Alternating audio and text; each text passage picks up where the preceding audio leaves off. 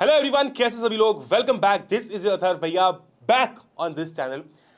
शुरू करने से पहले एक बहुत इंपॉर्टेंट बात कहना चाहूंगा कि हमारे साथ जो कुछ भी हुआ, जो भी चैनल पर अटैक हुआ, इससे ये बात साबित होती है कि कितने बच्चों का फायदा करवा रहे हैं हम, है ना। और यार, तुम्हें क्या लगा मैं रुक जाऊंगा? लाइव क्लास नहीं हो पा रही तो कुछ डालूंगा नहीं? मेरी जान, जब आप लोग मुझसे मिलते हो ना, जब बच्चे मुझसे मिलते हैं बाहर, जब उनसे मैं मिलता हूँ, उनके पेरेंट्स होते हैं, उनके पेरेंट्स मुझे बेटा बेटा कह के बुलाते हैं, बोलते हैं बेटा आपके कारण। वो जो बेटा शब्द वो यूज़ करते हैं ना, तो उसी टाइम सारी जो जितनी भी ये जितना भी पेन होता है, जितना भी हमको स्ट्रेस होता है, सब करने के पीछे सब चले जाता है। वो जब बेटा कहते हैं, अपना मानते हैं मुझे, है ना, तो मैं रुक जाऊंगा? यूं डर जाऊंगा? अरे 100 बार गिराओगे, 101 बार उठूंगा अपने बच्चों के लिए। ठीक है। That being said, with full जोश शुरू करेंगे आज हमारा केमिकल रिएक्शंस एंड इक्वेशंस। आज तक मैंने जो भी पढ़ा है, जितना भी पढ़ा है, आज मैं फिर से उससे बेस्ट करने की कोशिश करूंगा। हर वीडियो में उससे बेटर करने की कोशिश करूंगा, क्योंकि अब बेटा चोट दे दी है, कुछ लोगों ने चोट दे दी है। ठीक है। और अब इस चोट का मरहम तो तभी होगा जब तुम्हारे आएंगे तगड़े नंबर। शुरुआत करते हैं आज के हमारी स्ट्रीम का। स्ट्रीम क्या बोल रहा हूं मैं, आदत पड़ चुकी है। शुरुआत करते हैं इस क्लास का, जो कि है केमिकल रिएक्शंस एंड इक्वेशंस। हालांकि मैं काफ़ी हद तक पढ़ा चुका था अपनी लाइव स्ट्रीम के अंदर, लेकिन आज फिर शुरू करते, क्या दिक्कत है? मैं हूँ पढ़ाने के लिए। रात को 2 बजे को, अभी देखो अराउंड 10:30 बज रही है। ठीक है। अब ये स्ट्रीम जब तक चले कोई दिक्कत नहीं, उसकी बाद की भी क्लास रिकॉर्ड करूँगा। ठीक है। क्योंकि मुझे अब जो चोट लगी है ना, इसका मरहम बस वही है कि तुम्हारे अच्छे नंबर आए, और मैं लाके रहूंगा। शुरुआत करते हैं भाई। सबसे पहला अपना सवाल है, what is a chemical reaction. देखो इस पर ना, अब जो हमारी एंड पे सीरीज चल रही है, इस पे हमको ज्यादा समय नहीं लगाना। कि यार केमिकल रिएक्शन क्या है क्या नहीं है, ये सब बेसिक बात है, आप सबको पता है। केमिकल रिएक्शन बेसिकली होता क्या है, जब एक केमिकल सब्सटेंस दूसरे केमिकल सब्सटेंस के साथ में रिएक्ट करता है। जब एक केमिकल सब्सटेंस दूसरे केमिकल, अरे मेरा माइक तो चल रहा है, मेरा माइक तो चल रहा है ना, नहीं तो बाद में पता चलेगा मेरा माइक नहीं चल रहा है।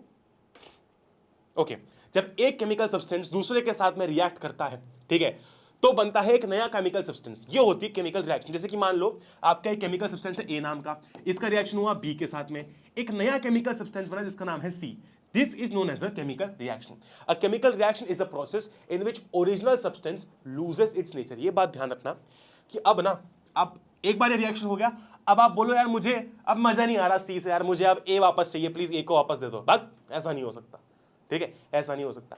एक बार जो सी बन गया वो बन गया, आप सी से वापस ए को ऑब्टेन नहीं कर सकते हो। इसका ये मतलब है केमिकल रिएक्शन कैसी होती है, इरिवर्सिबल होती है। जनरल नॉलेज के लिए बहुत इंपॉर्टेंट है सवाल, इस पर ऐसा सच कुछ सीबीएसई में आता नहीं है। ठीक है। आप अपने डेली लाइफ में बहुत केमिकल रिएक्शंस देखते हो। आप देखो रस्टिंग, लोहा जो है उस पर जंग लग जाती है। ठीक है। आप देखोगे कंबशन, गाड़ी चलती है तो उसमें से पीछे से धुआं निकलता है, कंबशन भी केमिकल रिएक्शन है। किसी केले का या फ्रूट का सड़ जाना, केमिकल रिएक्शन। क्यों? क्योंकि ये सारे के सारे इरिवर्सिबल चेंजेस होते हैं। ठीक है। अब आप एक बार जो धुआं निकल गया, क्या वो धुएं को वापस में डाल सकते हो? नहीं, वो निकल गया, वो रिएक्शन हो गई। कंबशन मतलब क्या है? बर्निंग ऑफ फ्यूल है ना, वो हो गया। अब क्या आप वापस उससे पेट्रोल थोड़ी बना सकते हो? तो नहीं बना सकते। एक केला सड़ गया, एक केला जो है वो सड़ गया, अब उसके बाद में वापस थोड़ी उससे आप केला वो कर सकते हो, अच्छा केला निकाल सकते हो? नहीं, जो चीज हो गई वो हो गई। ठीक है, बहुत बढ़िया। ठीक है, बहुत बढ़िया। अच्छा, अब एक बात बताना आपको बहुत इंपॉर्टेंट है कि केमिकल रिएक्शन के अंदर में बेसिकली होता क्या। मान लो एक रिएक्शन हो रहा है बी के साथ में, और रिएक्शन होने के बाद बन रहा है सी। ठीक है। ये जो एरो है, इस एरो के लेफ्ट हैंड साइड पर, इस एरो के लेफ्ट हैंड साइड पर जो भी आपके सब्सटेंसेस हैं, इन्हें हम लोग क्या बुलाते हैं? इन्हें हम लोग बुलाते हैं रिएक्टेंट। क्या बुलाते हैं? रिएक्टेंट। रिएक्टेंट क्यों बुलाते हैं? क्योंकि रिएक्टेंट आपस में रिएक्ट करते हैं और क्या बनाते हैं? क्या बनाते हैं? प्रोडक्ट बनाते हैं। क्या बनाते हैं? प्रोडक्ट बनाते हैं। तो जब भी रिएक्टेंट्स रिएक्ट करते हैं, एक प्रोडक्ट बनता है। एरो के लेफ्ट हैंड साइड सब रिएक्टेंट्स है, एरो के राइट हैंड साइड सब कौन है? प्रोडक्ट्स है। ठीक है। जैसे कि यहां पर देखो, H2 और O2 का रिएक्शन हो रहा है, बन रहा है H2O।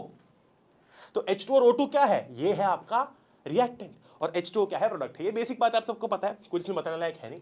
ठीक है। एक बहुत इंपॉर्टेंट सवाल एग्जाम में आ सकता है कि बताओ आप कैसे आइडेंटिफाई करोगे कि केमिकल रिएक्शन हुई है ना। मान लो मेरे सामने केमिकल रिएक्शन होती है, तो मैं बताऊंगा कैसे? क्या प्रूफ है मेरे पास में? क्या बोलूं? मैं बस बोल दूंगा हो गई केमिकल रिएक्शन, कोई नहीं मानेगा। बताना पड़ेगा कैसे हुई है। ठीक है। तो उसके लिए हमारे पास में बहुत सारे चेंजेस होते हैं जो हम देखते हैं। जैसे कि एक होता है चेंज इन स्टेट। मान लो जो रिएक्टेंट था वो सॉलिड था, प्रोडक्ट गैस बन गई। जो रिएक्टेंट था वो सॉलिड था, प्रोडक्ट लिक्विड बन गया। तो चेंज इन स्टेट हुआ ना, सॉलिड से लिक्विड, सॉलिड से गैस। ये भी एक इंडिकेशन है कि केमिकल रिएक्शन हुई है। ठीक है। दूसरा, चेंज इन कलर। मान लो, ठीक है, मान लो आपने क्या किया, आपके पास में टेस्ट ट्यूब के अंदर मान लो एक कंपाउंड था इस कलर का, ठीक है, इस कलर का कंपाउंड था। आपने क्या किया, आपने होशियारी करके उसके अंदर एक दूसरा सब्सटेंस डाल दिया। अब जैसे ही ये सब्सटेंस डालने के बाद इसके साथ ये मिक्स हुआ, इसका कलर बदल गया, इसका कलर मान लो लाल हो गया।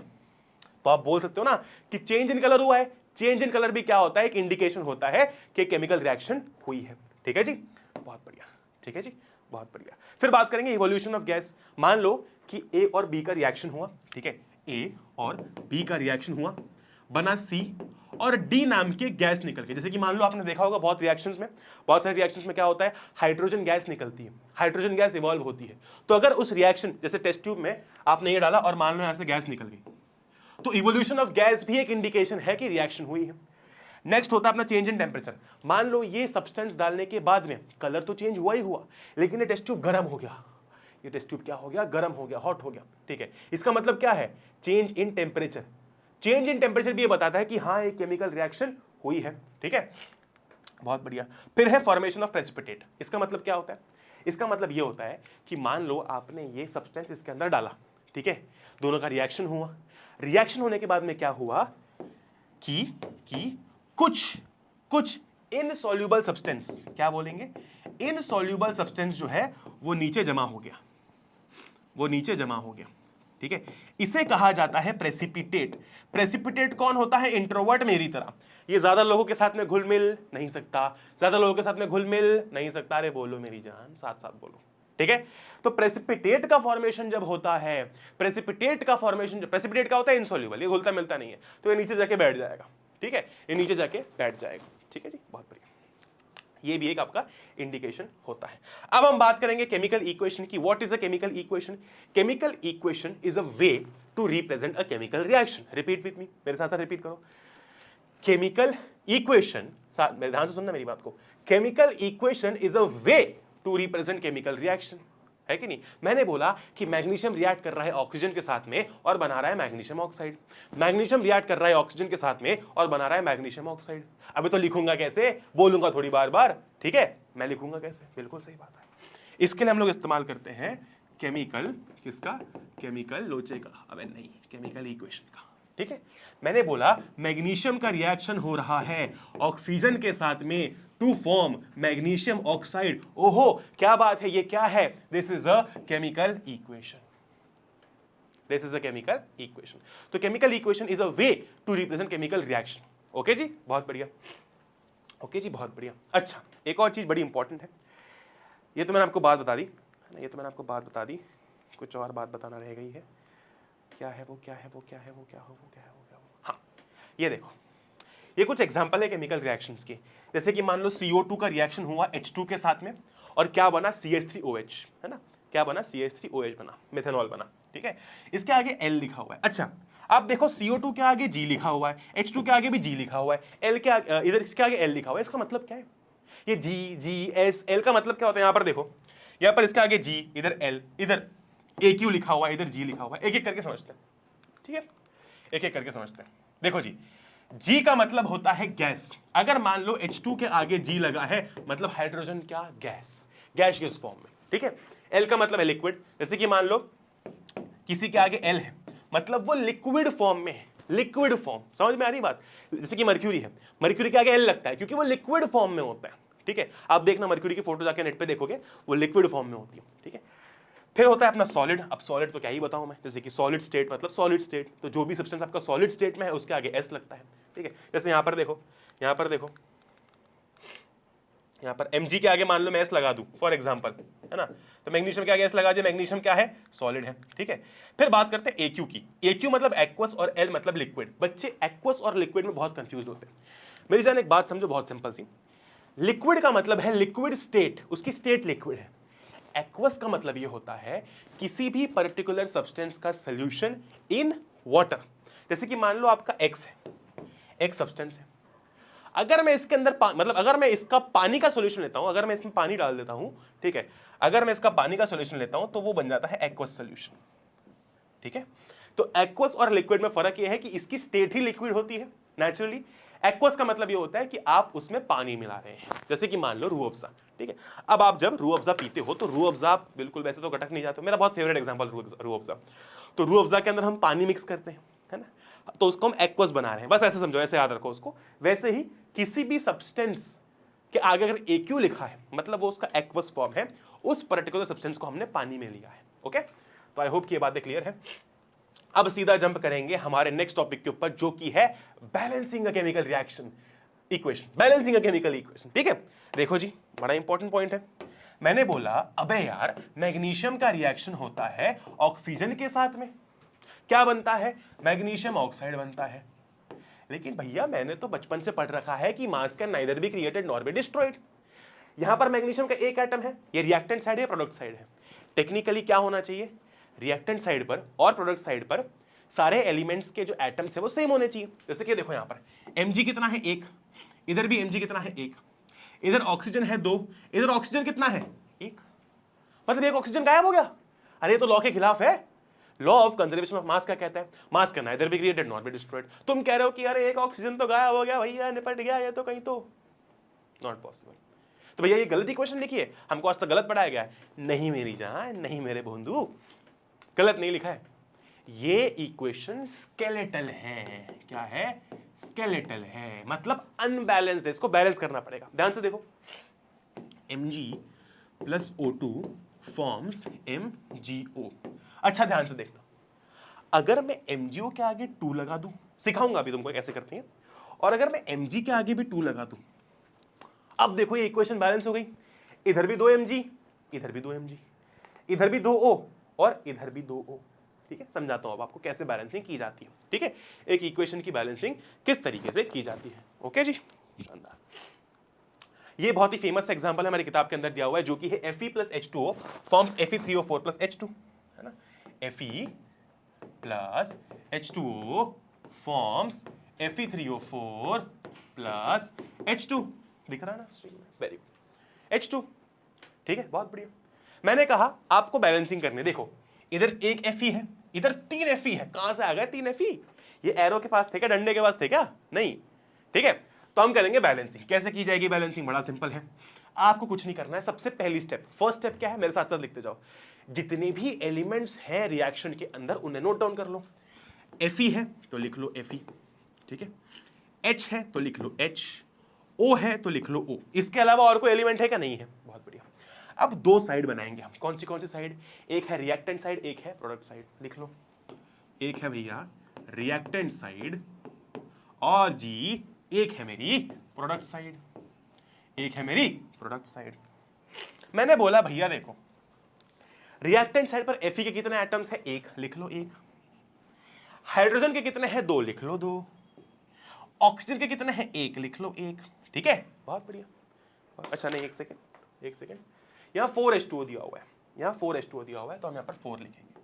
अच्छा देखो अब गेम पलट गया सारा।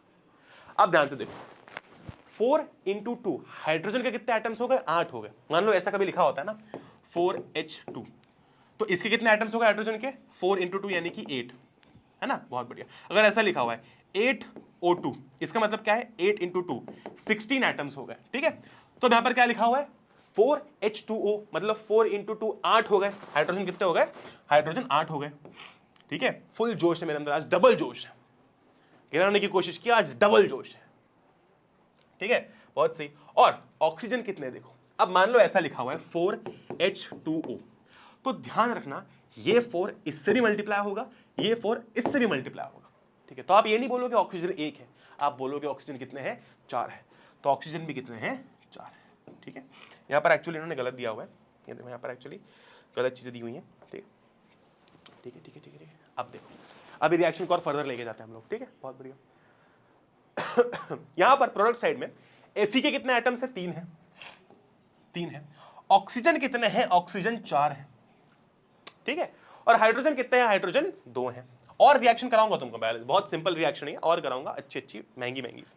ठीक है, बहुत शानदार। अब Fe का 1 और इधर प्रोडक्ट साइड में Fe के 3। अच्छा अब देखो कुछ नहीं करना है, छोटे नंबर को बड़े में कन्वर्ट करना है। मैंने बोला कि रिएक्टेंट साइड में 1 Fe है, प्रोडक्ट साइड में 3 Fe है, तो मैं क्या करूंगा, 1 को 3 में कन्वर्ट करूंगा। कैसे? 3 से मल्टीप्लाई करके, 3 से मल्टीप्लाई करके। तो मैंने क्या किया, Fe के आगे 3 लगा दिया। इससे क्या हुआ, अब ये जो एक Fe है वो कितना बन गया, वो 3 बन गया, है ना। कुछ नहीं किया, Fe के आगे 3 लगा दिया। अच्छा, तो देखो Fe बैलेंस हो गया। अब हाइड्रोजन पे आते हैं। मैंने बोला यार इधर साइड हाइड्रोजन 8 है, इधर साइड 2 है, तो अब 2 को 8 में कन्वर्ट करोगे। अच्छा, ऐसा क्या करूं कि 2 8 में कन्वर्ट हो जाए। अबे 4 से मल्टीप्लाई कर दो। मतलब क्या, आगे मैंने यहां पर लगा दिया, 1 सेकंड, आगे मैंने यहां पर लगा दिया 4, आगे मैंने यहां पर लगा दिया 4। तो 4 इंटू 2 कितने हाइड्रोजन हो गए, 8 हो गए, खत्म। तो अब 2 की जगह कितने हो गए, 8 हो गए। ओके जी, बहुत बढ़िया। Fe दोनों साइड बैलेंस हो गया 3 3, है ना। हाइड्रोजन दोनों साइड बैलेंस हो गया 8 8, ठीक है, बहुत बढ़िया। ऑक्सीजन की बात करते हैं। ऑक्सीजन इधर 4 है और इधर भी 4 है, ऑक्सीजन तो बैलेंस्ड है। हालांकि ये यहां पर 4 होना नहीं चाहिए था, वो एक स्टेप अहेड दे दिए, पर कोई बात नहीं, कोई बात नहीं। तुमको बस इतना समझ लेना है कि रिएक्टेंट साइड और प्रोडक्ट साइड जो है, दोनों साइड पर एटम सेम होने चाहिए। इसके और क्वेश्चंस मैं आपको थोड़ा आगे कराता हूं, थोड़े टफ भी कराऊंगा मैं, ठीक है जी। शानदार, आगे बढ़ते हैं, आगे बढ़ते हैं और बात करते हैं टाइप्स ऑफ केमिकल रिएक्शन की। बेहद आसान टॉपिक है, ठीक है। अलग अलग टाइप के आप रिएक्शन देखते हो, कौन सी? Combination reaction, displacement reaction, decomposition reaction, double displacement reaction और रेडॉक्स रिएक्शन, ठीक है। एक एक करके समझते हैं, एक एक करके समझते हैं। सबसे पहले आता है हमारा कॉम्बिनेशन रिएक्शन। देखो कॉम्बिनेशन रिएक्शन क्या होता है। ये है, मान लो कौन, मोंटू, सॉरी ये है मोंटू, ये है मोंटी, लड़की है मोंटी, ठीक है। मोंटू और मोंटी की शादी हुई, दोनों एक हो गए। वो बोलते नहीं शादी के बाद एक ही संगम, दोनों एक है, एक जिसमें एक जान। तो ये सच्ची में लिटरली एक जिसमें एक जान हो गए। तो क्या हुआ यहाँ पर, कॉम्बिनेशन हुआ दो लोगों का, मोंटू का और मोंटी का। तो मोंटू और मोंटी दोनों साथ में रिएक्ट करके एक बन गए, अटूट संगम बन गया, ठीक है। वैसे ही क्या होता है कि जब दो रिएक्टेंट्स या फिर दो से ज्यादा रिएक्टेंट्स, नॉटी, दो रिएक्टेंट्स या दो से ज्यादा रिएक्टेंट्स जब रिएक्ट करके, ध्यान से मेरी बात को सुनना, दो या दो से ज्यादा रिएक्टेंट्स रिएक्ट करके एक सिंगल प्रोडक्ट बनाते हैं, एक सिंगल प्रोडक्ट बनाते हैं, तो उसे हम लोग क्या बुलाते हैं, कॉम्बिनेशन रिएक्शन। जैसे कि ये है ए, ये है बी, और ये दोनों मिलके एक प्रोडक्ट बन गया, तो इसको मैंने बोल दिया सी। ये देखो बहुत सारे एग्जांपल्स है, जैसे कि बर्निंग ऑफ कोल। जब भी आप बर्निंग देखोगे ना कोल का या फ्यूल का, आपको कार्बन ही दिखेगा। ये बात हम लोग कार्बन में कर चुके हैं, फिर से करेंगे, ठीक है। कार्बन का देखो रिएक्शन हो रहा है किसके साथ में, ऑक्सीजन के साथ में, और क्या बन रहा है, CO2, सिंगल प्रोडक्ट। दो रिएक्टेंट्स है लेकिन प्रोडक्ट एक ही बना, दो रिएक्टेंट्स है लेकिन प्रोडक्ट एक ही बना। ये देखो सेकंड रिएक्शन देखो, H2 प्लस O2 बना H2O। दो रिएक्टेंट्स है H2 और O2, लेकिन प्रोडक्ट बना एक, प्रोडक्ट बना एक। ये देखो थर्ड रिएक्शन देखो, CaO यानी कि quick lime plus H2O forms CaOH whole twice. भैया आगे आगे हीट भी तो बना है। अबे हीट कोई प्रोडक्ट है, हीट तो हीट है, हीट तो रिलीज हो रही है, और यही मैं आगे समझाऊंगा आपको। इसको थोड़ा स्टार मार्क कर लो, यही आगे समझाऊंगा मैं आपको, ठीक है। CaO प्लस H2O बनता है CaOH whole twice which is calcium hydroxide. दो रिएक्टेंट सिंगल प्रोडक्ट। अब एक बात समझनी बहुत इंपॉर्टेंट है कि आपकी जितनी भी कॉम्बिनेशन रिएक्शंस होती है ना, उनमें से मैक्सिमम रिएक्शंस जो होती है वो कैसी होती है, एक्सोथर्मिक होती है। हाँ भैया क्या खतरनाक नाम लेके आ गए। एक्सोथर्मिक का मतलब है, एक्सो का मतलब है एग्जिट और थर्मिक का मतलब है हीट। तो ऐसी रिएक्शन जहां पर रिएक्टेंट्स के रिएक्ट करने के बाद में हीट रिलीज होती है, रिएक्टेंट्स के रिएक्ट करने के बाद में हीट रिलीज होती है, उसे हम बुलाते हैं एक्सोथर्मिक रिएक्शन। यहां पर देखो ध्यान से, कैल्शियम ऑक्साइड और H2O, इन रिएक्टेंट्स का रिएक्शन होने के बाद में बना COH होल ट्वाइस।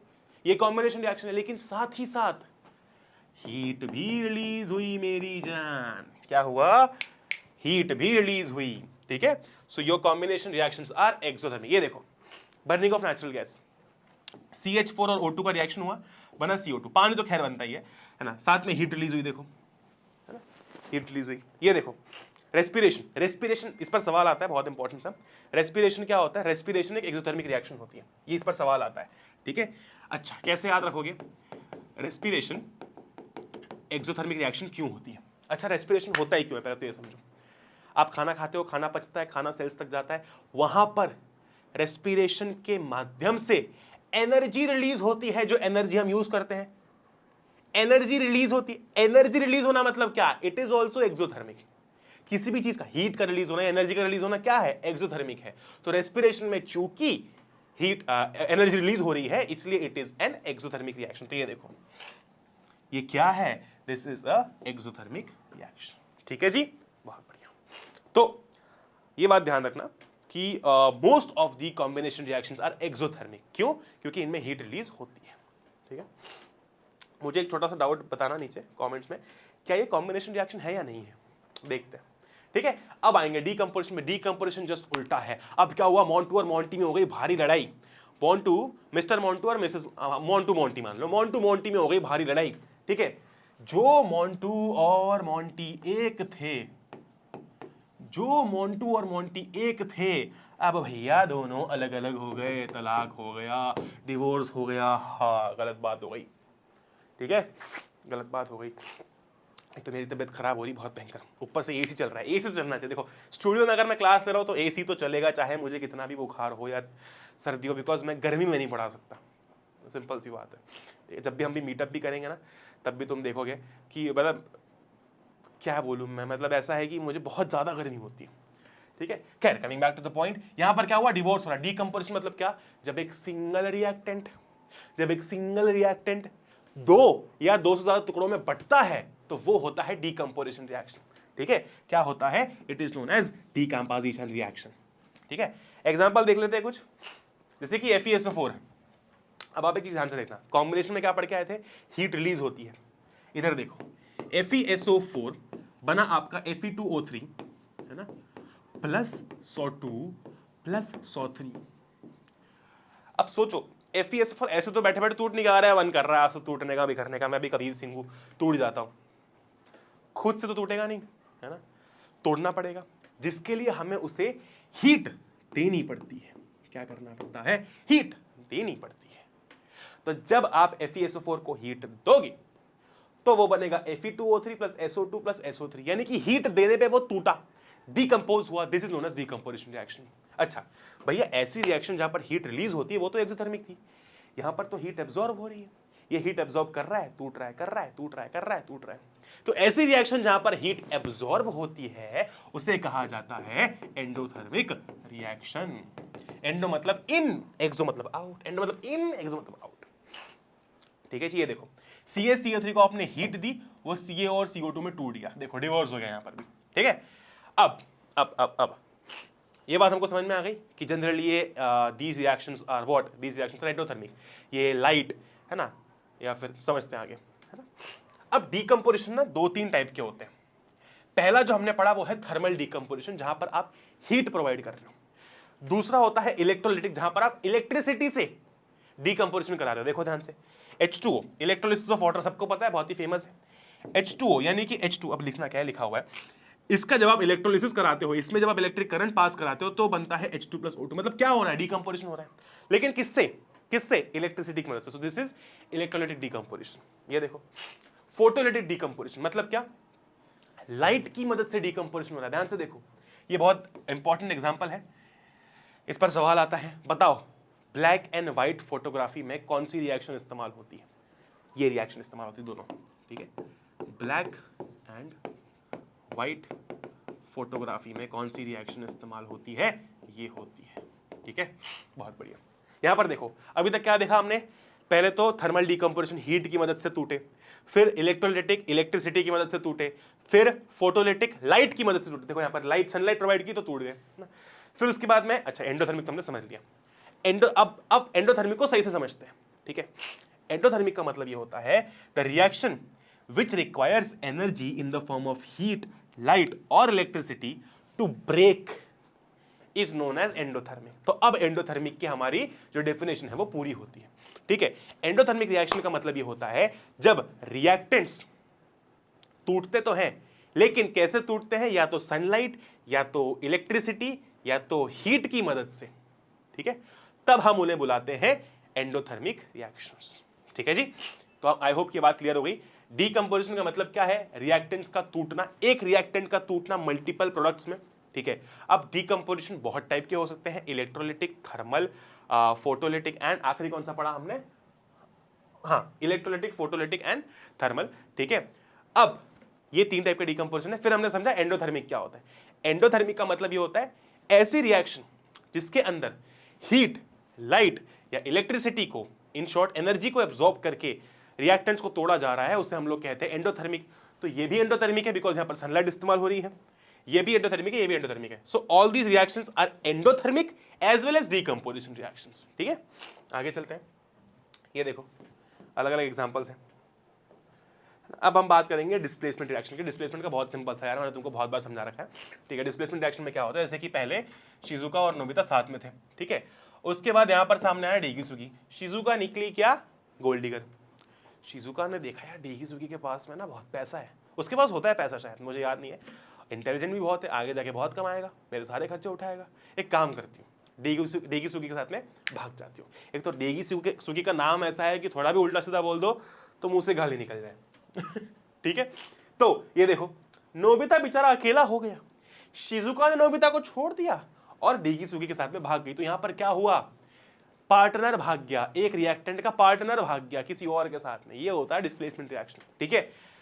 तो क्या मैं ये बोल सकता हूं कि जब एक पावरफुल सब्सटेंस है ना, डिस्प्लेसमेंट रिएक्शन का मतलब क्या होता है कि जब एक पावरफुल सब्सटेंस एक कमजोर को डिस्प्लेस करता है, एक पावरफुल सब्सटेंस जब कमजोर को डिस्प्लेस करता है, पावरफुल जब कमजोर को डिस्प्लेस करता है तो उसे हम कहते हैं क्या, डिस्प्लेसमेंट रिएक्शन। एग्जांपल देखते हैं, आ जाओ एग्जांपल देखते हैं। ये देखो, अब देखो Fe plus CuSO4 forms FeSO4 plus Cu, है ना।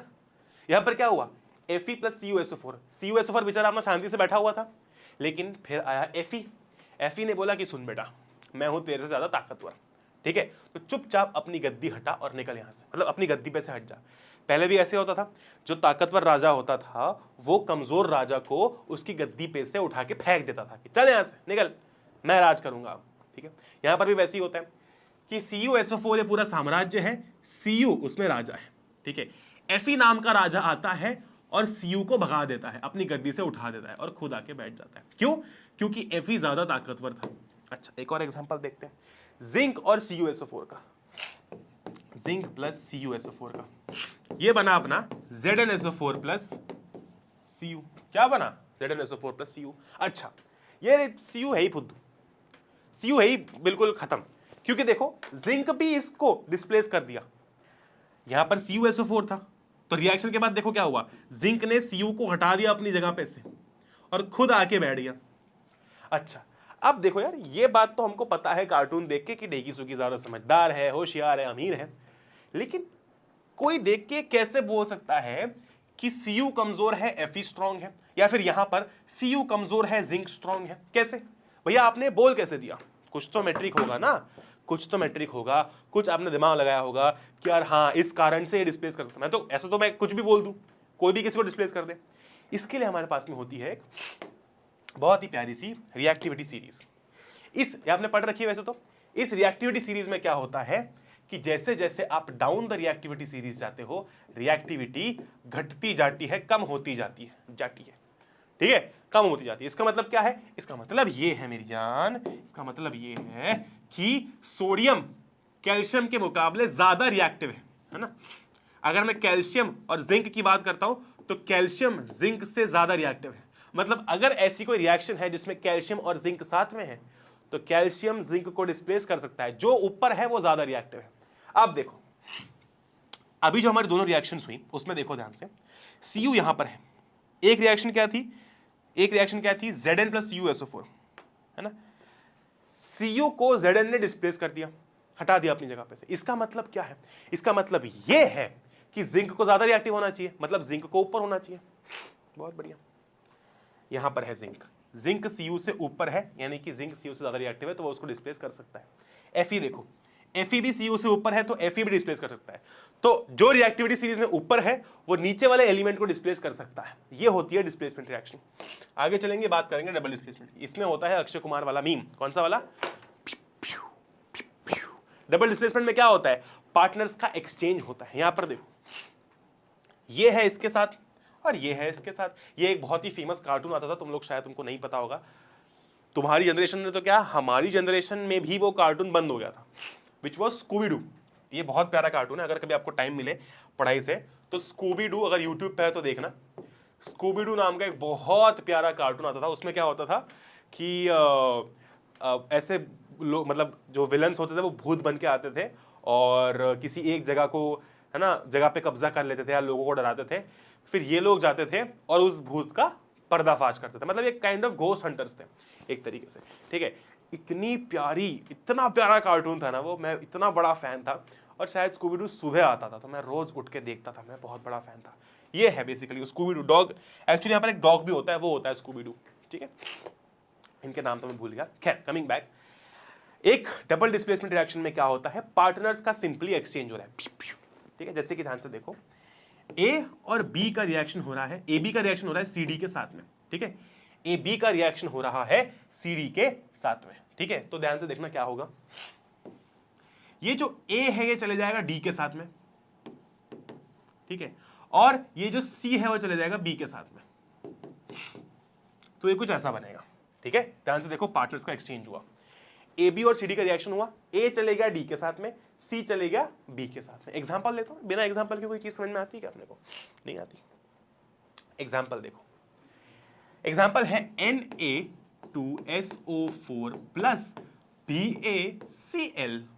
क्या बना रहा है? BaSO4 plus NaCl। ओए होए होए होए होए, हुआ कि नहीं पार्टनर का एक्सचेंज? देखो, ये अपना A है ना, ये अपना B है, ये अपना C है, ये अपना D है। A जाना चाहिए D के साथ में, C जाना चाहिए, ध्यान रखना, B C के साथ नहीं, C B के साथ जाएगा। C पहले आएगा, B बाद में आएगा, बस इतना याद रखो। तो A जाएगा D के साथ, C जाएगा B के साथ, यानी कि A गया D के साथ, ध्यान से देखो, A गया D के साथ, है कि नहीं? बहुत बढ़िया। A गया D के साथ, बना NaCl, है ना, NaCl। और C गया B के साथ, तो C पहले B बाद में, BaSO4।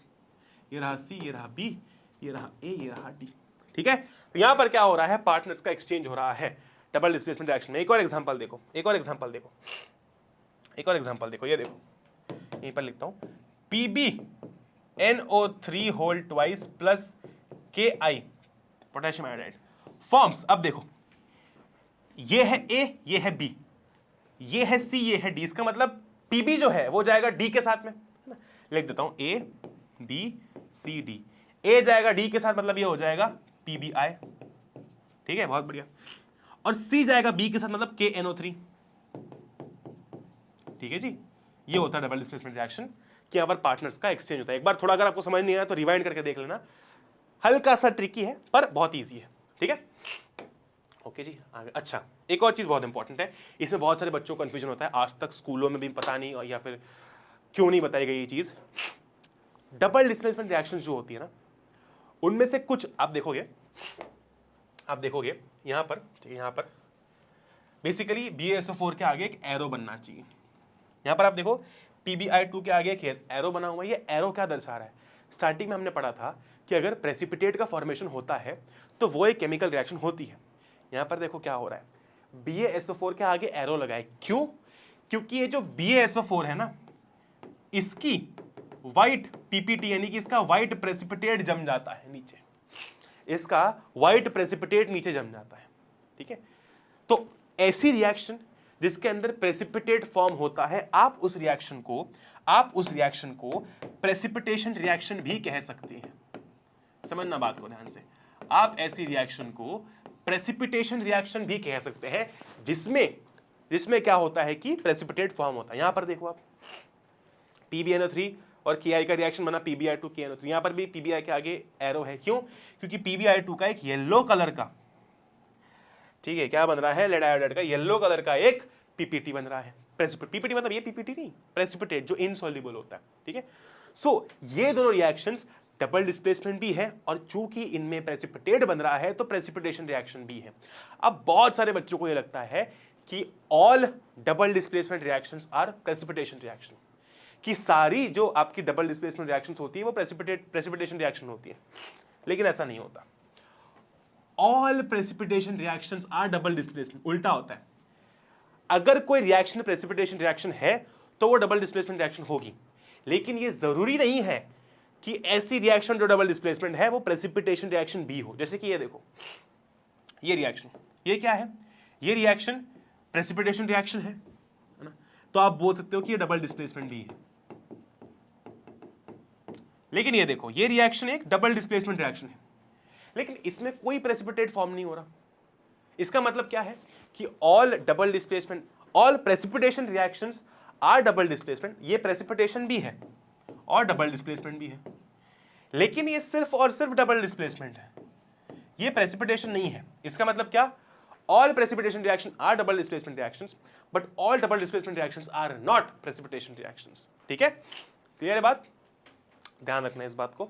आगे चलेंगे, बात करेंगे ऑक्सीडेशन रिडक्शन की। बहुत सिंपल है ये, ठीक है, आपको बस ये इतना पढ़ना है बेसिकली। लॉस ऑफ इलेक्ट्रॉन्स और ये भी नहीं पढ़ना, इस पर सवाल ऐसा आता नहीं है। देखो, ऑक्सीडेशन रिडक्शन को मैं मेरी स्टाइल में समझाते आ रहा हूं हमेशा से ही। क्या होता है, एक इंसान के जीवन में सुख कैसे आता है जी, और दुख कैसे आता है जी। एक इंसान के जीवन में सुख तब आ सकता है जब या तो उसके जीवन में सुख आ जाए, सुख का इनकमिंग, या फिर दुख चला जाए, दुख चला जाए, दुख चला जाए। ठीक है, बहुत बढ़िया है ना। या तो इंसान के जीवन में सुख आ जाए या तो दुख चला जाए, दोनों ही केस में इंसान सुखी हो जाएगा। ठीक है, बहुत बढ़िया। दुख की बात करता हूं, दुख कैसे, एक इंसान के जीवन में दुख कैसे हो सकता है, इंसान दुखी कैसे हो सकता है, या फिर इंसान ऐसे लगता है इंसान सुखी कब हो सकता है, या तो उसके जीवन में सुख आ जाए या तो दुख चला जाए। और इंसान दुखी कब हो सकता है, या तो उसके जीवन में दुख आ जाए, दुख आ जाए, या फिर सुख चला जाए। दोनों ही केस है, दोनों ही केस है। बहुत बढ़िया। बस अब आप इसको रिलेट करोगे ऑक्सीडेशन रिडक्शन से। किससे, ऑक्सीडेशन रिडक्शन से। ठीक है, ध्यान से समझना, ऑक्सीडेशन का मतलब है सुखी होना और रिडक्शन का मतलब है दुखी होना। ठीक है, आप यहां पर सुख को रिलेट करोगे ऑक्सीजन से और दुख को रिलेट करोगे हाइड्रोजन से। ठीक है, हाइड्रोजन से। ठीक है, सुखी, इंसान सुखी कब हो सकता है, या तो सुख आ जाए, सुख ऐड हो जाए, या तो दुख हट जाए। बस इसका मतलब है ऑक्सीडेशन कब हो सकता है, सुख आ जाए, या इसका मतलब क्या है, या तो ऑक्सीजन आ जाए या फिर दुख हट जाए, मतलब हाइड्रोजन हट जाए, हाइड्रोजन हट जाए, हाइड्रोजन चले जाए। तो किसी का भी ऑक्सीडेशन कब होगा, या तो ऑक्सीजन ऐड हो जाए, है ना, या फिर हाइड्रोजन चले जाए। अच्छा, रिडक्शन कैसे होता है, या तो दुख आ जाए, दुख आने का मतलब क्या है, हाइड्रोजन ऐड हो जाए, है ना, दुख ऐड हो जाए, या तो सुख चले जाए, या तो सुख चले जाए, है ना, बहुत बढ़िया। अच्छा, रिडक्शन मतलब क्या, दुख आ जाए या सुख चले जाए। दुख आने का मतलब क्या है, हाइड्रोजन का आना, या तो हाइड्रोजन ऐड हो जाए, और सुख जाने का मतलब क्या है, या तो ऑक्सीजन चला जाए। ठीक है, तो एक बार फिर से रिपीट करेंगे, ऑक्सीडेशन का मतलब क्या होता है, या तो ऑक्सीजन आ जाए या हाइड्रोजन चले जाए, या तो ऑक्सीजन आ जाए या हाइड्रोजन चले जाए, दोनों ही केस में ऑक्सीडेशन होगा।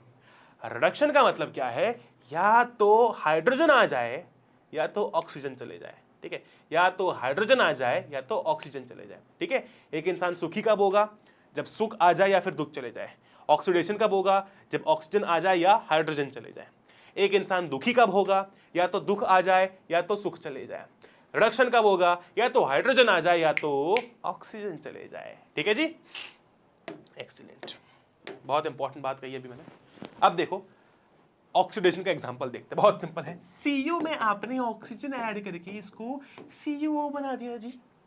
अब Cu में ऑक्सीजन ऐड करके CuO बनाया है, तो ये क्या है, ऑक्सीजन को आपने ऐड किया है। ऑक्सीजन को ऐड किया है मतलब इस कौन सी रिएक्शन है, ऑक्सीडेशन रिएक्शन है। कौन सी रिएक्शन है, ऑक्सीडेशन रिएक्शन है। ठीक है जी, बहुत बढ़िया। यहां पर देखो, यहां पर देखो, यहां पर देखो, यहां पर क्या हो रहा है, यहां पर क्या हो रहा है, CuO है ना, ध्यान से देखना। CuO से ये क्या बन रहा है, Cu बन रहा है, मतलब क्या हुआ, ऑक्सीजन गया, सुख गया, मतलब रिडक्शन।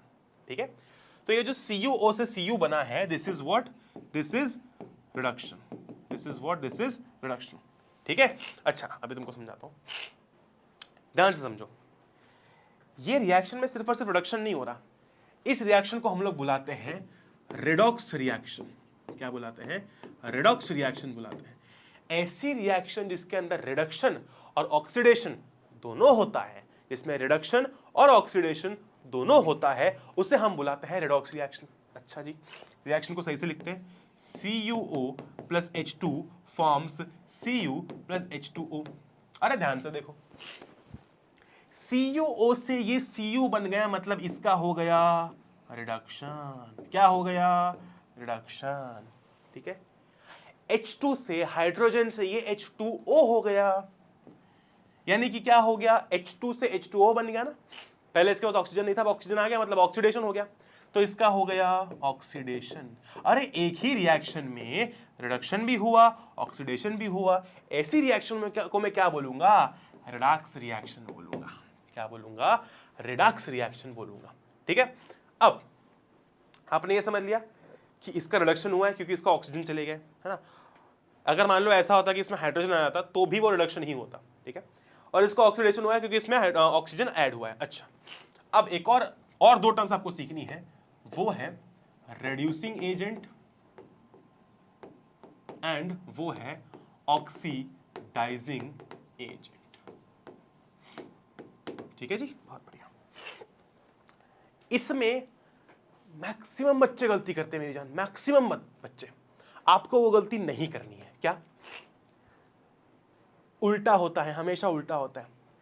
जिसका रिडक्शन हो रहा है वो होता है ऑक्सीडाइजिंग एजेंट, यानी कि रिडक्शन किसका हो रहा है? CuO का, ये होगा आपका ऑक्सीडाइजिंग एजेंट। ऑक्सीडेशन किसका हो रहा है? H2 का, तो ये जो H2 है ये होगा आपका रिड्यूसिंग एजेंट। ध्यान रखना, जो खुद रिड्यूस होके दूसरे को ऑक्सीडाइज कर रहा है वो ऑक्सीडाइजिंग एजेंट है। जो खुद ऑक्सीडाइज होके दूसरे को रिड्यूस कर रहा है वो। अच्छा आप सोचो, ट्रैवल एजेंट की बात करते हैं, है ना। एक ट्रैवल एजेंट जो होता है, क्या वो हर बार खुद घूमने जाता है? नहीं। ट्रैवल एजेंट का मतलब ये नहीं कि उसका नाम ट्रैवल एजेंट इसलिए नहीं क्योंकि वो खुद बहुत ट्रैवल करता है, उसका नाम ट्रैवल एजेंट इसलिए है क्योंकि वो दूसरों को ट्रैवल कराता है। वैसे ही यहां पर सेम लॉजिक लगेगा कि जो आपका CuO है, अच्छा रिड्यूस हो रहा है अगर CuO, तो इसको रिड्यूसिंग एजेंट बोलना चाहिए, लेकिन ऐसा नहीं है। क्यों? क्योंकि CuO खुद तो रिड्यूस हो रहा है लेकिन H2 को ऑक्सीडाइज कर रहा है, देखो, है ना। खुद रिड्यूस हो रहा है लेकिन दूसरे को ऑक्सीडाइज करा रहा है ना, दूसरे को ऑक्सीडाइज करा रहा है, तो खुद रिड्यूस होके दूसरे को ऑक्सीडाइज करा रहा है, इसलिए वो ऑक्सीडाइजिंग एजेंट है। मतलब इन शॉर्ट, ये दूसरे को ऑक्सीडाइज करा रहा है इसलिए ऑक्सीडाइजिंग एजेंट, और जो H2 है वो दूसरे को रिड्यूस करा रहा है इसलिए वो ऑक्सीडाइजिंग एजेंट, रिड्यूसिंग एजेंट है। सिंपल है, देखो एक बार लिख देता हूं मैं। जिसका रिडक्शन हो रहा है, जिसका रिडक्शन हो रहा है वो होगा, जिसका रिडक्शन हो रहा है वो होगा ऑक्सीडाइजिंग एजेंट। जिसका ऑक्सीडेशन हो रहा है, जिसका ऑक्सीडेशन हो रहा है वो होगा रिड्यूसिंग एजेंट। ठीक है, बस ये ध्यान रखना है अपने को। अच्छा ये देखो, आप एक बहुत इंपॉर्टेंट एग्जांपल है एनसीईआरटी का जो बहुत सारे बच्चे कर नहीं पाते हैं। MnO2 plus HCl forms Mn plus Cl2 plus H2। ध्यान से देखो, ध्यान से देखो, ध्यान से देखो। MnO2 से बन गया Mn, मतलब इसमें से ऑक्सीजन चले गया, ऑक्सीजन गया मतलब क्या? रिडक्शन। Mn रिड्यूस हुआ है। यहां पर देखो, ये HCl से बना Cl2, ध्यान से देखो ना, ये HCl से क्या बना? Cl2 बना। ये यहां पर HCl था लेकिन ये क्या बन गया? Cl2 बन गया, है ना। बहुत सारे बच्चे कंफ्यूज होते हैं कि भैया H2O भी तो बना है। नहीं, आप सोचो, HCl था, HCl से Cl2 बन गया, इसका मतलब क्या हुआ? ध्यान से देखो, ये इधर HCl था मतलब यहां पर H था, यहां पर H नहीं है। H का जाना, दुख का जाना मतलब क्या? ऑक्सीडेशन। तो अपना HCl जो है वो क्या हुआ है? HCl ऑक्सीडाइज हुआ है। ठीक है, HCl जो है वो ऑक्सीडाइज हुआ है। ठीक है, HCl जो है वो ऑक्सीडाइज हुआ है और MnO2 जो है वो रिड्यूस हुआ है। ठीक है, HCl ऑक्सीडाइज हुआ है, MnO2 जो है वो रिड्यूस हुआ है, ठीक है जी, बहुत बढ़िया। अच्छा, अब जो रिड्यूस हुआ है वो ऑक्सीडाइजिंग एजेंट, और जो ऑक्सीडाइज हुआ है वो रिड्यूसिंग एजेंट। MnO2 रिड्यूस हुआ था इसलिए वो ऑक्सीडाइजिंग एजेंट, HCl ऑक्सीडाइज हुआ है इसलिए वो रिड्यूसिंग एजेंट, ठीक है।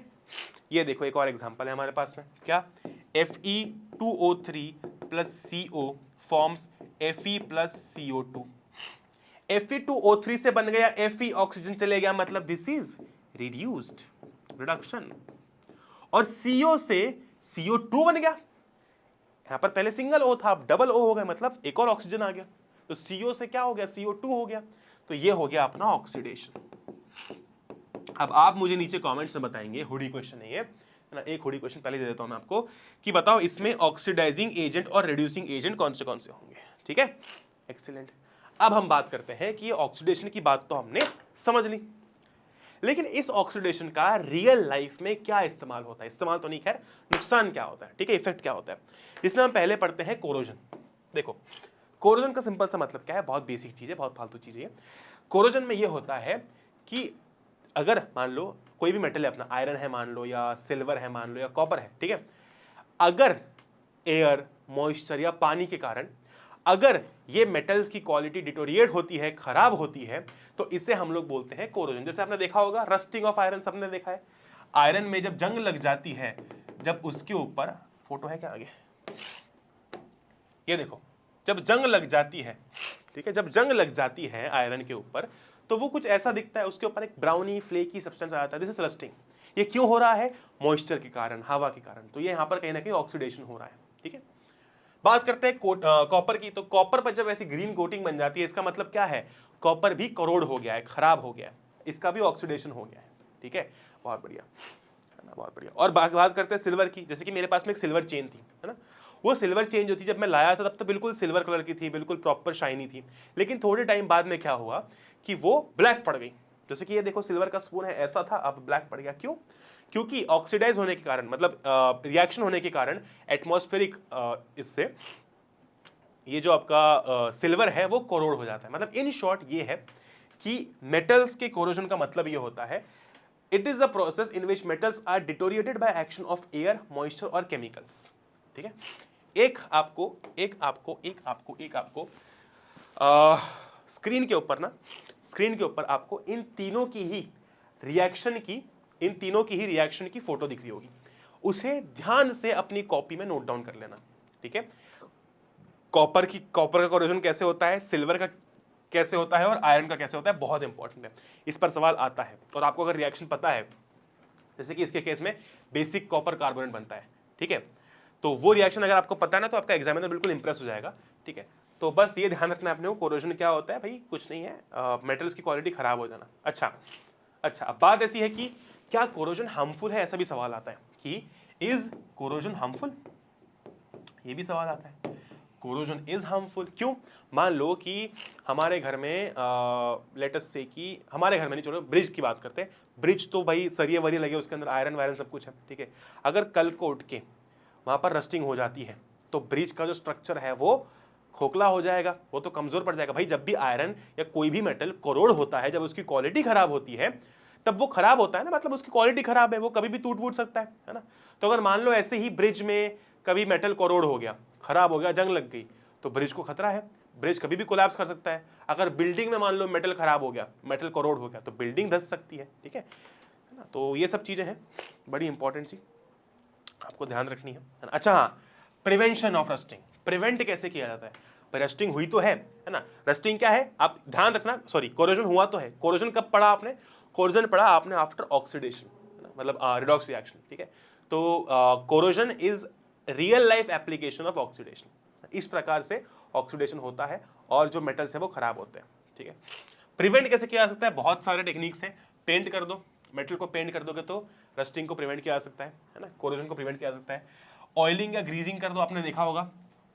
अच्छा ये चीज आपने बहुत बार देखी हुई, घरों में क्या होता है, अगर मान लो आवाज, दरवाजा आवाज करता है,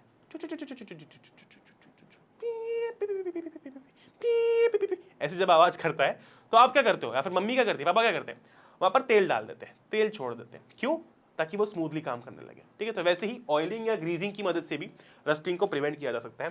फिर होता है गैल्वेनाइजेशन। ठीक है, बेसिकली जिंक की कोटिंग कर देना। जिंक की कोटिंग कर देने से क्या होता है, अगेन जो रस्टिंग है वो प्रिवेंट की जा सकती है। ठीक है, बहुत बढ़िया। और ये तो खैर इतना इंपॉर्टेंट नहीं है, तो ये 3 इंपॉर्टेंट है, painting, oiling, greasing and galvanisation. Galvanisation मतलब क्या, एक जिंक की कोटिंग कर दो, जैसे कि आपका ये मेटल रॉड है ना, इसके ऊपर क्या करो, जिंक की कोटिंग कर दो, इससे भी मेटल को प्रिवेंट बचाया जा सकता है। तो पहला रियल लाइफ एप्लीकेशन देख लिया हमने, रॉक्स रिएक्शन का क्या था, वो आपका कोरोजन था। दूसरा क्या है, रैंसिडिटी। रैंसिडिटी मतलब क्या, ये तो हम घरों घरों में देखते हैं, जब भी घर में खाना बनता है, ठीक है, अगर अच्छी सब्जी बनी है तो आप सब सफा चट कर जाते हो, लेकिन अगर गंदी सब्जी बनी है, उल्टी सीधी सब्जी बनी है, तो आप खाना ज्यादा नहीं खाते हो, तब खाना बचता है। जैसे कि मान लो, अब तुम्हारा मुझे पता नहीं, मुझे तो करेला पसंद है, पर मान लो करेला बना है आज, या कोई भी XYZ सब्जी बनी है मान लो, ठीक है, तो आपने देखा होगा अगर लेफ्ट ओवर सब्जी है तो मम्मी उसे बाहर नहीं रहने देती, या फिर अगर मान लो मम्मी सोनी चली गई है, या मम्मी जो है वो आराम से बैठी है, तो मम्मी आपसे कहती है कि यार बेटा या बेटी एक काम कर, सब्जी को फ्रिज में रख दे। ऐसा क्यों, सब्जी को खुले में क्यों नहीं छोड़ सकते, कल सुबह फिर खा लेंगे। इसलिए नहीं छोड़ सकते क्योंकि उस सब्जी के अंदर क्या है, उस सब्जी के अंदर या उस प्रोडक्ट के अंदर क्या है, फैट्स एंड ऑयल्स हैं। अगर आप उसको बाहर ज्यादा देर तक छोड़ोगे तो एटमॉस्फेरिक ऑक्सीजन के कारण ये फैट्स और ऑयल्स क्या हो जाएंगे, ऑक्सीडाइज हो जाएंगे। क्या हो जाएंगे, ऑक्सीडाइज हो जाएंगे, जिसके चलते, और फैट्स और ऑयल्स का ऑक्सीडाइज होना कोई अच्छी बात नहीं है। फैट्स और ऑयल्स के ऑक्सीडाइज होने के कारण खाना खराब हो जाएगा। मान लो आपने आलू की सब्जी बची हुई है, थोड़ी आपने फ्रिज में रखी, थोड़ी आपने बाहर रखी, जो फ्रिज में रखी है वो सही सलामत होगी, लेकिन जो बाहर रखी है वो खराब हो जाएगी। क्यों, क्योंकि आलू के अंदर के जो फैट्स और ऑयल्स है अब वो ऑक्सीडाइज हो चुके हैं, जिसने उस आलू को खराब कर दिया है। ठीक है, यहां पर ये लिखा हुआ है कि rancidity is the process of slow oxidation of oil and fat present in the food materials resulting in the production of foul odor and taste। तो इसके कारण स्मेल भी, मान लो कि खाना बाहर रखा है 2-1 दिन के लिए, तो उसके अंदर से स्मेल भी गंदी आती है, क्योंकि वो खाना धीरे धीरे सड़ रहा है। क्यों, क्योंकि उसके अंदर के फैट्स और ऑयल्स ऑक्सीडाइज हो रहे हैं, प्लस उसकी टेस्ट भी गंदी आती है। टेस्ट तो करना ही नहीं चाहिए, हार्मफुल है। ठीक है, बहुत बढ़िया। When cooked food items are placed for a long time, they become rancid and unsuitable for consumption। ये देखो, जैसे कि कुछ भी आप खाना खा रहे हो, कुछ भी है वो बाहर पड़ा हुआ है, तो वो खराब हो जाएगा। अब रैंसिडिटी को प्रिवेंट कैसे किया जाए, भाई रैंसिडिटी भी अच्छी बात तो है नहीं, प्रिवेंट कैसे किया जाए, इसमें मम्मी एक्सपर्ट, मम्मी से एक बार जाके पूछना। ठीक है, ये नहीं भी पढ़ोगे, अगर आप मम्मी से भी पूछोगे कि मम्मी हम खाने को स्पॉइल होने से कैसे बचाते हैं, मम्मी आपको खुद बता देगी। पहला, आप क्या करते हो, खाना जो बनाया है, सब्जी जो बनाई है, चावल जो बनाया है, दाल जो बनाई है, वो खराब ना हो इसके लिए उसे फ्रिज में रखा जाता है। तो पहला क्या है, storing the food in refrigerator. इससे क्या होता है, वो फूड अच्छा रहता है। ठीक है, दूसरा, storing the food in air tight container.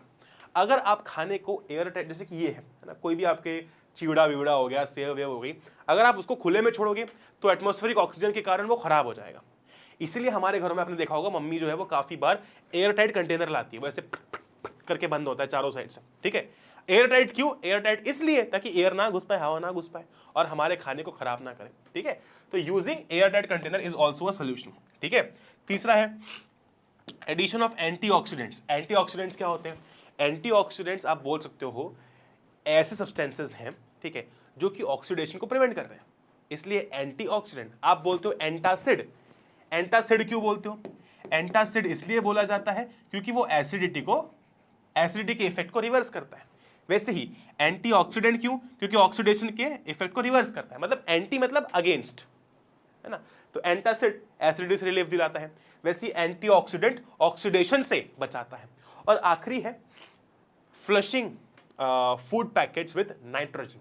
आप देखते हो, एक सवाल आपके दिमाग में आ रहा होगा कि भैया हमारे घर में जो आलू की सब्जी बन रही है, अगर वो आलू की सब्जी बाहर पड़ी रहती है तो वो आलू की सब्जी खराब हो जाती है 2 दिन के अंदर, लेकिन दुकान पे मेरे बगल में जो किराने वाला पिछले 4 महीने से लेज का पैकेट रखा हुआ है, वो कल मैं लेके आया और खाया मैंने, क्या वो गंदा नहीं हुआ, क्योंकि चिप्स जो है वो भी बाहर ही है, उसको तो फ्रिज में नहीं रखा हमने, और चिप्स भी पोटैटो से ही बना है। तो इसका मतलब क्या है, बाहर होने के कारण, हीट के कारण, गर्मी के कारण, हवा के कारण उस चिप्स को तो कब का खराब हो जाना चाहिए था, लेकिन वो चिप्स खराब नहीं होते, महीनों तक खराब नहीं होते। क्यों, क्योंकि आपने देखा होगा कि जब भी आप चिप्स के पैकेट लेके आते हो वो फूले हुए होते हैं। फूले हुए क्यों होते हैं? फूले हुए इसीलिए होते हैं क्योंकि उन बैग्स में नाइट्रोजन भरा जाता है। ये जो नाइट्रोजन होता है वो रैंसिडिटी को प्रिवेंट करता है। ठीक है, आप देखोगे लेस का पैकेट लेके आओ, कोई भी चिप्स का पैकेट लेके आओ, उसमें आप देखोगे वो फूला हुआ रहता है क्योंकि उसके अंदर नाइट्रोजन फ्लश की गई है ताकि अंदर जो आपका चिप्स है, जो आपके चिप्स पड़े हुए हैं, वो खराब ना हो। ठीक है, नहीं तो ऐसे तो खराब हो जाएंगे बिकॉज ऑफ ऑक्सीजन, लेकिन वो खराब ना हो इसलिए उसमें नाइट्रोजन भरा जाता है ताकि वो आपका जो चिप्स है वो सही सलामत रहे। चैप्टर समाप्त। अब करेंगे इसके बहुत ही अर्जेंट और इंपॉर्टेंट से क्वेश्चन एंड आंसर्स। क्या करेंगे? बहुत ही इंपॉर्टेंट से, अर्जेंट क्या होता है इंपॉर्टेंट Q&A करेंगे। चलो आ जाओ, शुरू करते हैं। One of the following processes does not involve a chemical reaction that is, चार आपको ऑप्शन दिए हुए हैं, इनमें से किसमें केमिकल रिएक्शन नहीं होती है? देखते हैं। Melting of candle wax, burning of candle wax, digestion of food, ripening of बनाना। आपको बस इतना देखना है कि किस रिएक्शन में आप प्रोडक्ट को वापस ऑब्टेन नहीं कर सकते हो। ध्यान से देखो। Burning of candle wax when heated, एक बार जो वैक्स हीट होके हवा में उड़ गया, क्या आप उसको पकड़ के वापस वैक्स बना सकते हो? नहीं, वो तो हवा में उड़ गया, बर्न हो गया। बर्निंग अलग है, मेल्टिंग अलग है। बर्निंग का मतलब है बर्न हो जाना, हवा में आप उड़ गया, आप बर्न हो गया। मेल्टिंग का मतलब है पिघलना। आते हैं इस पे, ठीक है। फिर है digestion of food in your stomach, एक बार जो खाना पच गया, आपने रोटी खा ली, पचा ली, क्या उससे आप वापस रोटी बना सकते हो? नहीं। मतलब ये भी केमिकल है, ये भी केमिकल है। राइपनिंग ऑफ बनाना, एक बार अगर केला खराब हो गया तो क्या वो एक बार केला पक गया तो क्या आप वापस उसको कच्चा बना सकते हो? एक बार केला सड़ गया तो क्या आप उसको वापस अच्छा बना सकते हो? नहीं। लेकिन पहला वाला देखो, मेल्टिंग ऑफ कैंडल वैक्स, जब भी कैंडल आप जलाते हो तो उसका जो वैक्स होता है वो मेल्ट होकर से नीचे जाता है, वो मेल्ट होकर नीचे जाता है।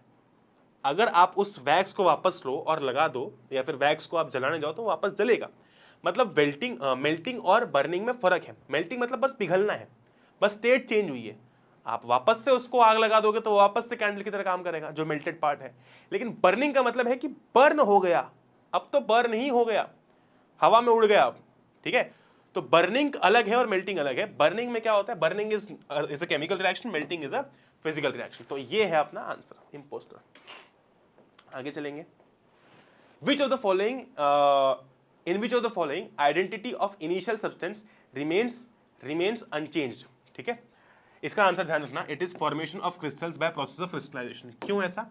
ऐसा इसलिए कि वाटर ऑफ क्रिस्टलाइजेशन के कारण कभी भी आपका जो सब्सटेंस होता है वो भीगता नहीं है, वो गीला नहीं होता। ठीक है, समझाऊंगा एसिड बेसिस में, अभी के लिए बस इतना ध्यान रखो कि ये आपका आंसर है ना। एसिड बेसिस में ये बात हम लोग ज्यादा समझेंगे, है ना। बाकी कर्डलिंग ऑफ मिल्क, देखो वो कह ये रहा है कि इन चारों में से कौन सी ऐसी रिएक्शन है जहां पर इनिशियल सब्सटेंस जो है वो सेम रहता है। ठीक है, कौन सी ऐसी रिएक्शन है?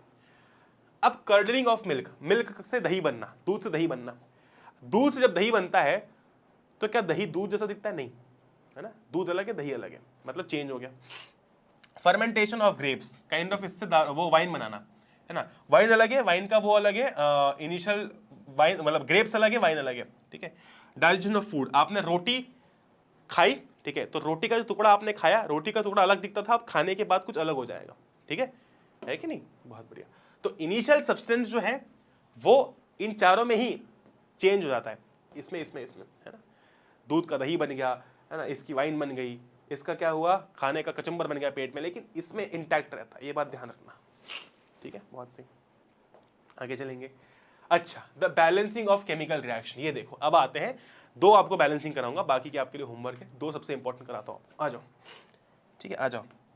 CO2, ठीक है, प्लस H2O फॉर्म्स, ठीक है, फॉर्म्स C6H12O6 प्लस O2।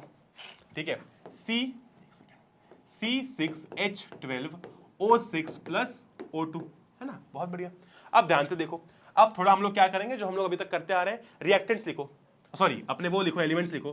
तो C एक एलिमेंट है, एक एलिमेंट O है, एक एलिमेंट H है,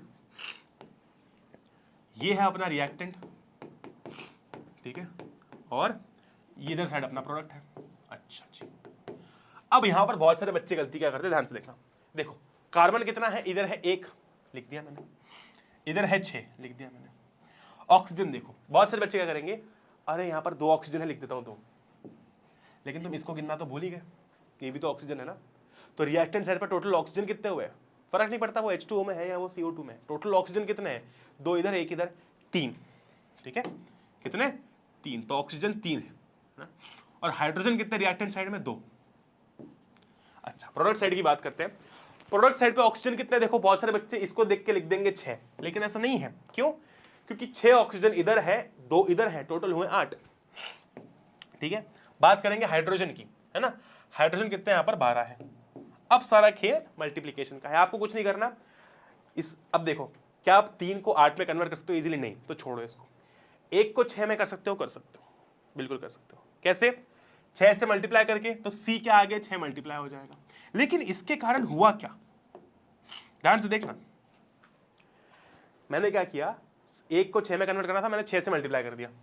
कहाँ? यहाँ, तो यहाँ आगे मैंने 6 लिख दिया, ठीक है, बहुत बढ़िया। लेकिन अब देखो इससे हुआ क्या, कार्बन तो मेरा 6 हो गया, कार्बन तो मेरा 6 हो गया, लेकिन अब देखो मेरा जो ऑक्सीजन है वो कितना हो गया, 6 × 2 12 और 1 13। ऑक्सीजन भी मेरा कितना हो गया, 13 हो गया, ठीक है। तो ऑक्सीजन कितना हो गया, अब 13 हो गया, क्योंकि इस 6 ने सिर्फ C को मल्टीप्लाई नहीं किया, ऑक्सीजन को भी किया, तो 6 दूनी 12 और 1 13 हो गया, ठीक है। और हाइड्रोजन मेरा अभी का वैसे ही है, ठीक है। तो अब 6 6 हो गया, ठीक है, 13 8 और 2 12। अच्छा, अब देखो 13 और 8 कोई टेबल वेबल में नहीं आ रहे हैं ना, ऐसा नहीं होता कि 8 to the 16 है, तो मैं देखूंगा 2 और 12, हाँ मैं 2 को 12 में कन्वर्ट कर सकता हूँ। कैसे? 6 से मल्टीप्लाई करके, तो यहां पर मैं आगे 6 लगा दूंगा, क्या लगा दूंगा, 6 लगा दूंगा। इससे क्या हुआ, देखो इससे मेरा हाइड्रोजन जो है वो कितना हो गया, हाइड्रोजन जो हो गया 12 हो गया, कितना हो गया, 12 हो गया, तो दोनों साइड सेम हो गया। लेकिन अब इससे फिर एक दिक्कत आई कि ये 6 जो है इस 2 से मल्टीप्लाई होकर 12 तो हो गया, लेकिन ये 6 इस O में भी मल्टीप्लाई हो रहा है। ओए ओए ओए, दिक्कत वाला काम है, ठीक है। जिसके कारण देखो क्या हुआ, 6 × 2 12 है ना, 6 × 2 12 प्लस ये 6, यानी कि अब कितने ऑक्सीजन हो गए, 18। कितने ऑक्सीजन हो गए, 18। आपको इधर भी 18 लाने हैं, है ना, इधर कितने हैं, अभी 8 है, आपको 18 लाने हैं, ठीक है। कार्बन बैलेंस हो गया 6 6, हाइड्रोजन हो गया 12 12। मैंने बोला यार थोड़ा दिमाग लगाते हैं, अगर मैं इस ऑक्सीजन के आगे 6 लगा दूं, 6 से मल्टीप्लाई कर दूं, तो क्या मेरा काम हो सकता है? देखो कैसे, अगर मैंने इस ऑक्सीजन के आगे 6 लगा दिया तो 6 2 12 और 12 + 6 18, ओए होए होए, ये भी 18 हो गया, है कि नहीं? देखो उस ऑक्सीजन के आगे 6 लगाने से क्या हुआ कि 6 2 12 और 12 और 6 18, तो फाइनल रिएक्शन क्या हुई मेरी, 6CO2 + 6H2O forms C6H12O6 + 6O2, ठीक है, ठीक है, ठीक है, ठीक है, ठीक है, ठीक है, बहुत सही। ये देखो आंसर क्या हो जाएगा, डी। और करेंगे, रुको, चिंता मत करो। ये सवाल बड़ा इंपॉर्टेंट है, 2200, मुझे लगा 2221 लिखा हुआ है, 2022 में आया हुआ है। सवाल क्या है देखो, a clear solution of slaked lime is made by dissolving COH whole twice in excess of water. This solution is left exposed to air. The solution slowly goes milky as a faint white precipitate forms. ठीक है, बहुत बढ़िया। Explain why a faint white precipitate forms. Support your reason with the help of a chemical equation. अच्छा, यहां पर ना 2 reactions समझना बहुत इंपॉर्टेंट है, the formation of slaked lime, और ये पूरा जो आपका व्हाइट वॉशिंग वाला जो कुछ भी संताप है वो समझना बहुत इंपॉर्टेंट है। देखो क्या होता है, CaO ये होता है आपका क्विक लाइम, ये होता है क्विक लाइम। तो कैल्शियम ऑक्साइड यानी कि क्विक लाइम में जब हम पानी ऐड करते हैं, H2O ऐड करते हैं, तो बनता है CaOH होल ट्वाइस, ठीक है जी, बहुत बढ़िया। ये होता है आपका स्लेक्ड लाइम। कौन सा लाइम, स्लेक्ड लाइम, ठीक है, स्लेक्ड लाइम होता है, ओके, बहुत सही। अब ये जो स्लेक्ड लाइम है, ये इस्तेमाल, इसी को आप दीवार पर पोतते हो, तो दीवार पर पुताई होती है ना, तो दीवार पर पोता जाता है, वो CaOH होल ट्वाइस को ही हम दीवार पर पोतते हैं व्हाइट वॉशिंग के लिए, ठीक है। तो व्हाइट वॉशिंग के लिए एक्चुअली दीवार पर पेंटिंग किससे की जा रही है, इससे की जा रही है। अब होता क्या है, जैसे ही आप CaOH होल ट्वाइस को दीवार पर पोत दोगे, अब दीवारों पर क्या है, CaOH होल ट्वाइस है, ठीक है। होता क्या है कि एटमॉस्फेयर में CO2 प्रेजेंट है, तो वो एटमॉस्फेरिक CO2 इस CaOH होल ट्वाइस के साथ में रिएक्ट करता है। ठीक है, CaOH आपने स्लेट लाइन बना दी, वो सब कुछ हो गया। अब आपने CaOH होल ट्वाइस को दीवार पर पोत दिया। अब हुआ क्या कि एक दो दिनों के अंदर अंदर वो दीवार शाइनी दिखने लगती है। क्यों दिखने लगती है? जब आप पोतोगे ना तब वो शाइनी नहीं दिखती, लेकिन थोड़े टाइम बाद दिखती है। क्यों? क्योंकि जो CaOH होल ट्वाइस है दीवारों पर, वो रिएक्ट करता है एटमॉस्फेरिक CO2 के साथ में। वो रिएक्ट करता है एटमॉस्फेरिक CO2 के साथ में, और जैसे ही वो एटमॉस्फेरिक CO2 के साथ रिएक्ट करता है, वो बनाता है कैल्शियम कार्बोनेट CaCO3। ठीक है, CaCO3 बनने के कारण हमारी वॉल शाइनी दिखती है। आई बात समझ में? तो इस सवाल पर आते हैं, ध्यान से देखो। यही वही बात है। The solution slowly goes milky as faint white precipitate forms. Explain why of faint white precipitate forms. बहुत सिंपल है। CaOH होल ट्वाइस जब CO2 के साथ में रिएक्ट करता है तो बनाता है CaCO3 यानी कि calcium carbonate. This is what, this is insoluble. ठीक है, इनसॉल्युबल। ठीक है, इनसॉल्युबल। तो वो वही कह रहा है कि a clear solution of slaked lime is made by dissolving CaOH whole twice in excess of water. This solution is left exposed to air. The solution slowly goes milky. अच्छा, हमने क्या किया? CaOH whole twice जो था ना हमारे पास में, CaOH whole twice जो था, ठीक है, इसमें थोड़ा और पानी डाला। ठीक है, पानी डाल के हमने क्या किया कि इसको एयर में एक्सपोज छोड़ दिया। अब एयर में जैसे हमने इसको एक्सपोज छोड़ा, एयर के अंदर जो CO2 प्रेजेंट था वो CaOH होल ट्वाइस के साथ में रिएक्ट किया। एयर में जो CO2 प्रेजेंट था वो कैल्शियम हाइड्रोक्साइड के साथ में रिएक्ट किया। ठीक है, रिएक्ट करके उसने बना दिया कैल्शियम कार्बोनेट। अब कैल्शियम कार्बोनेट जो होता है दैट इज इनसॉल्युबल, इसकी प्रेसिपिटेट बनती है। ठीक है, आगे चलते हैं। When copper wire was left in silver nitrate solution for some time, it was observed that the solution turned bluish green. देखना, जब भी रिएक्शन में कलर चेंज हो रहा है, most of the times that reaction is a displacement reaction. ठीक है, तो when a copper wire was left in silver nitrate, it was observed that the solution turned bluish green. पहले कुछ और कलर होगा, लेकिन जैसे ही आपने कॉपर वायर डाला सिल्वर नाइट्रेट में, सॉल्यूशन ब्लूइश ग्रीन हो गया। ठीक है, एक्सप्लेन द ऑब्जर्वेशन। ये देखो, हम लोग लिखने में फालतू टाइम वेस्ट क्या करें, सेम चीज लिखी हुई है। Cu, ध्यान से देखो, AgNO3 का सोल्यूशन था। इसमें आपने कॉपर डाला। अब AgNO3 में जैसे आपने कॉपर डाला, हुआ क्या कि क्या Cu Ag से ज्यादा रिएक्टिव है? तो Cu ने क्या किया, Ag को डिस्प्लेस कर दिया। ध्यान से देखो,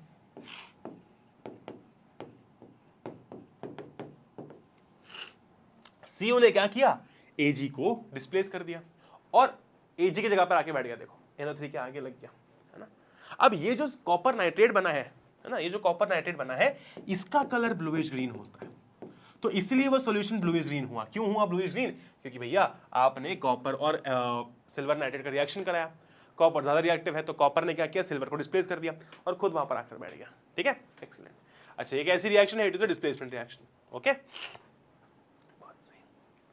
solution of substance X is used for testing carbon dioxide. Write the equation of X with carbon dioxide. ठीक है, बहुत सिंपल है। ये X क्या है? This X is none other than calcium hydroxide. ठीक है, ऐसा क्यों बोला गया? Solution of CO2 is used for testing carbon dioxide. ऐसा क्यों बोला गया? ठीक है, ध्यान से देखो, इससे हम लोग लाइम वाटर भी कहते हैं।